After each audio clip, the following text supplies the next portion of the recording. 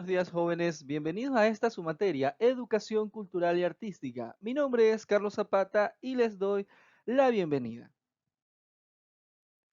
Estamos en la unidad 3, Arte a mi alrededor. El tema 1, Hablar con colores. Muy bien, chicos, ¿cómo están? Espero que todos estén muy bien. Vamos a dar por iniciado el segundo quimestre. Vamos a continuar con la unidad 3. Esta ocasión vamos a realizar el tema 1 que lleva por nombre Hablar con colores. Espero que todos se encuentren bien, espero que todos estén listos y preparados para dar inicio a este nuevo quimestre. El contenido que vamos a revisar en esta unidad lleva por nombre en el tema 1 Hablar con colores y nos vamos a plantear la siguiente pregunta. ¿Se puede ser un pintor sin haber estudiado para ello? ¿Ustedes qué creen? Recuerden que todas estas preguntas nosotros las vamos a ir respondiendo a lo largo de cada uno de los temas de esta unidad. En el tema número 2 tenemos como nombre el color de mis emociones. ¿Qué funciones puede tener una pintura en un contexto social determinado? Y por último vamos a ver el tema número 3, exponemos nuestras pinturas. ¿De qué formas podemos mostrar nuestras obras a más personas? Muy bien, chicos, entonces vamos a arrancar con esta nueva unidad. El objetivo de esta clase es analizar pinturas o esculturas en las que se representa a una o más personas y definir la técnica utilizada, las características y el carácter del personaje. Muy bien, chicos, vamos a dar por iniciado este primer tema, hablar con colores. Vamos a plantear la pregunta de este tema como tal. ¿Se puede ser un pintor sin haber estudiado para ello?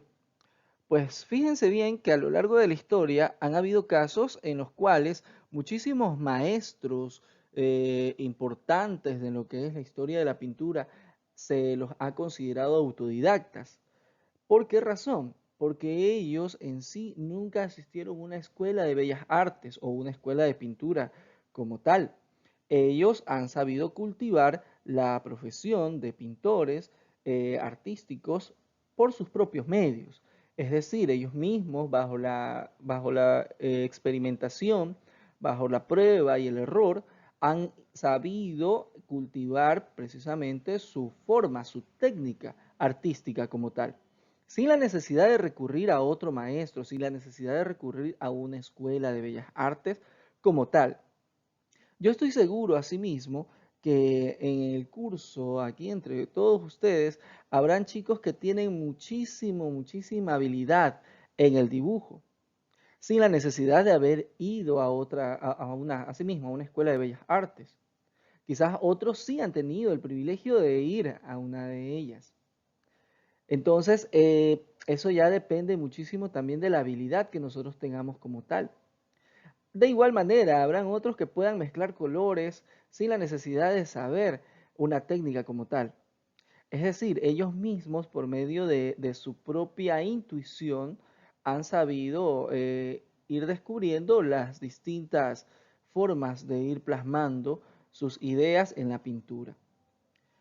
Tomemos en consideración, por ejemplo, en la antigüedad, nuestros ancestros, nuestros antepasados, que hacían lo que se denominaban pinturas rupestres. A ellos nadie les enseñó cómo pintar la realidad que vivían. A ellos nadie les dijo que mezclando tal o cual componente iban a tener una pintura, un color determinado. Pues no, ellos simplemente lo hacían por medio de su intuición. La pintura, por lo tanto, es el arte que representa objetos reales o imaginarios a través de colores, generalmente sobre una superficie plana, ya sea esta papel, madera, tela, cuero, vidrio, etc. Aunque a veces se adapta a superficies arquitectónicas, muros, cúpulas o superficies tridimensionales como las cerámicas. Fíjense ustedes lo que dice aquí, ¿no? La pintura es el arte que representa objetos reales o imaginarios a través de colores. es lo que les estaba haciendo hincapié hace un momento. Nosotros podemos transmitir nuestras propias vivencias, nuestro mundo real o inclusive imaginario a través de la pintura. Y se adapta no solamente a superficies planas, sino también a superficies que tienen forma, que tienen un cuerpo. Fíjense ustedes, por ejemplo, cuando se hace el body painting. Ahí lo que utilizan como una especie de lienzo es el cuerpo humano, ¿verdad? Esa es una superficie tridimensional. Vamos a observar. Los cuadros que se exhiben en las figuras de la 1 a la 3 corresponden a distintas técnicas, épocas y estilos. En primer lugar, vamos a mirarlos y junto a cada uno escribir lo siguiente. ¿Qué colores observas? ¿Qué emociones te despiertan? Empieza a observar el cuadro por la esquina superior izquierda. Fíjate en los detalles, los colores, las líneas y los espacios. Luego dirígete al borde superior izquierdo y luego recorre por el medio hasta llegar al ángulo inferior derecho. Sigue la mirada de los personajes representados. Esto es una forma en la cual se les invita a ustedes a analizar toda la pintura, a descubrir las emociones que nosotros podamos sentir al ver determinada obra, ¿sí? Entonces, todo esto nosotros lo vamos a ir descubriendo por medio del análisis de cada uno de estos cuadros que tenemos a continuación. La creación de Adán. Esta es una pintura realizada por Miguel Ángel en el año 1511. Es un fresco. A ver, aquí en la sala hay alguien que sepa a qué se denominaba fresco. Estoy seguro que por lo menos uno ha de saber. Un fresco, chicos, un fresco es una pintura que se hace sobre una superficie como una pared, por ejemplo, como en una losa. Ustedes cuando, fíjense en sus casas, ¿no? Los que tienen en la parte de arriba del techo, ustedes por lo general ven una losa blanca, ¿verdad? Un cielo raso que se llama usualmente. Entonces, si ustedes hacen una pintura, ya sea en una pared, ya sea en el cielo raso, estarán haciendo un fresco. Por lo general, este tipo de pinturas se hacen al aire libre, pero también existen muchísimas pinturas que se hacen en lugares cerrados. Entonces veamos, ¿qué es lo que vemos? Fíjense bien en todos los detalles, en los colores, ¿sí? ¿Qué colores observan? ¿Son colores vivos? ¿Son colores fríos? Fíjense bien en el rostro de cada uno de los personajes que tenemos allí. ¿Qué están haciendo? ¿Cómo se representa la figura humana? ¿Qué es ese personaje que vemos que está volando? ¿Sí? Entonces, fíjense bien, la pintura se llama Creación de Adán. Entonces, ¿quién creen ustedes a qué se está representando en esta figura? Tenemos la segunda figura que lleva por nombre Retrato de la familia Arnolfini. Esta es una obra del pintor Jan van Eyck. Es un óleo sobre tabla. En el año 1434 fue realizada esta obra. Fíjense la diferencia de la obra anterior. Era un fresco pintado sobre, obviamente, puede ser una superficie, una pared, por ejemplo. En cambio, esto es un óleo pintado sobre una tabla, ¿sí? En este caso, son distintas superficies en las cuales se han realizado las obras. Notemos cada uno de los detalles de la pintura como tal. Fijémonos bien cuál es el color que predomina, cuál es el color que sobresale. Si bien es cierto, yo les puedo decir que veo una predominancia de color rojo en esta obra, ¿verdad? Sin embargo, la figura que más sobresale es la de la señora que está embarazada que tiene un color verde. El vestido está de color verde. Entonces, notemos cada uno de los sentimientos, de las sensaciones que nos pueden hacer sentir. ¿Qué puede estar contándonos esta imagen? ¿Qué puede estar pasando en esta obra? ¿Por qué hay un perrito ahí tan bonito, tan lindo? Entonces, chicos, a analizar muy en profundidad esta obra como tal. Ahora tenemos La Melodía de la Noche. Esto es una obra realizada por Leonid Afremov. Es un óleo sobre lienzo. Fíjense bien, otra otra base, ¿verdad? En esta ocasión están utilizando, el artista utilizó un lienzo, ¿sí? Un lienzo, para los que saben, es un tipo de tela, ¿verdad? Entonces, ¿qué colores son los que predominan? ¿Qué les hace sentir a ustedes? Por ejemplo, la melodía de la noche, fíjense bien en la composición que tiene, ¿no? Es una pareja que está caminando a lo largo de una calle. Se ve una calle bastante tranquila, no sé, a mí me transmite bastante serenidad, ¿sí? Es una escena bastante añorada por cada uno de nosotros, ¿no? Se ve bien bonito caminar con alguien muy querido de la mano, abrazados, con una mascota también a nuestro pie.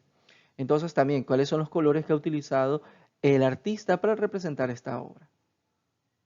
Muy bien, chicos, vamos a continuar. En esta ocasión vamos a revisar la pequeña biografía de algunos artistas, recordándoles siempre que estas biografías se las toman muy en consideración en las lecciones, los aportes y también los exámenes.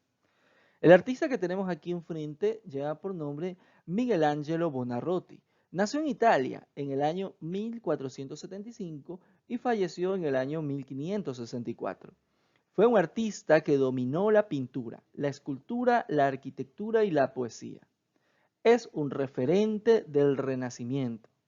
Vaya, que este artista dominó muchísimas vertientes, ¿no? Del arte, no solamente la pintura como tal.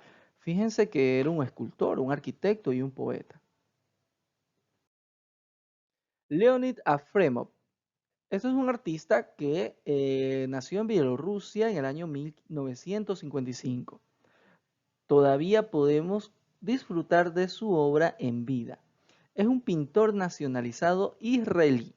La temática principal de sus obras son los paisajes, las flores y los motivos naturales. Muy bien, ahora tenemos la biografía del artista Jan van Eyck, nacido en Bélgica en el año 1390 y fallecido en el año 1441. Fue uno de los pintores flamencos más reconocidos. Utilizó la técnica de la pintura al óleo. Muy bien, chicos, en la segunda parte de este tema nosotros vamos a hablar mucho de lo que es la pintura rupestre, la pintura en la antigüedad como tal.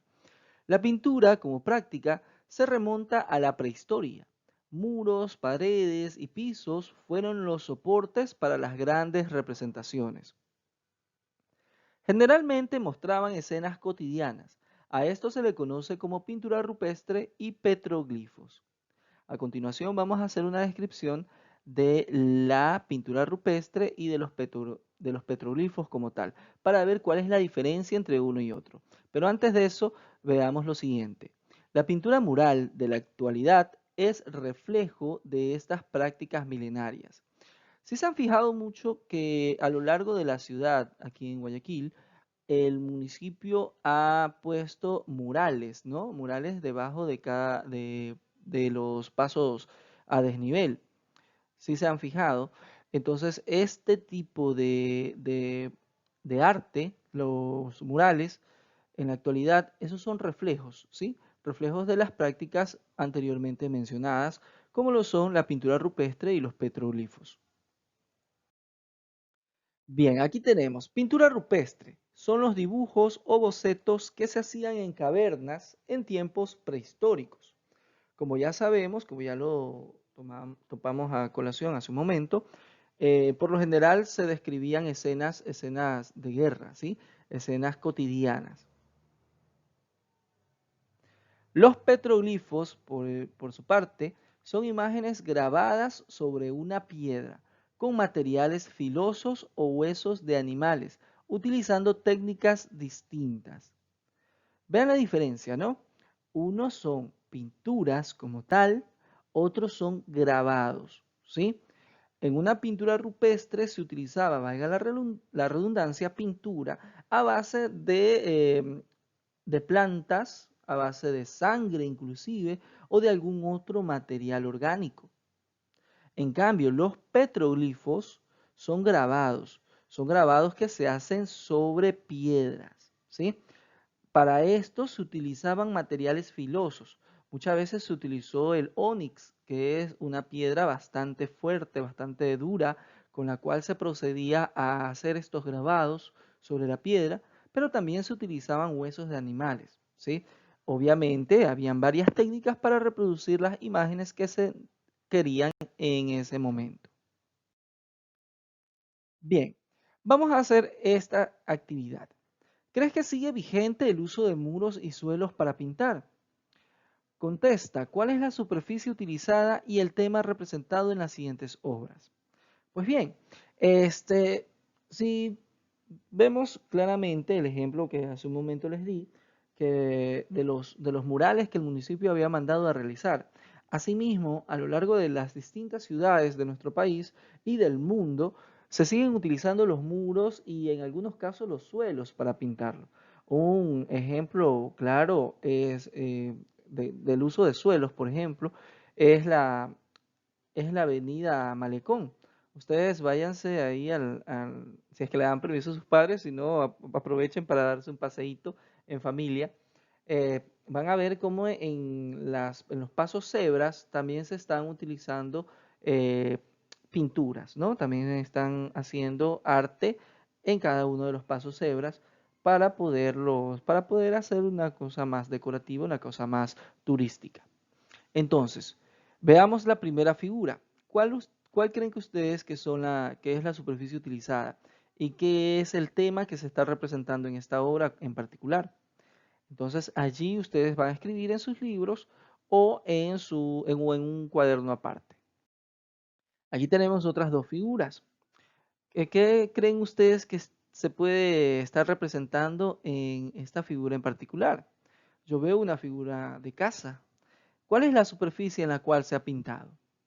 Y en la última imagen, en cambio, ¿cuál creen ustedes que es la superficie en la que se ha utilizado para representar esta obra?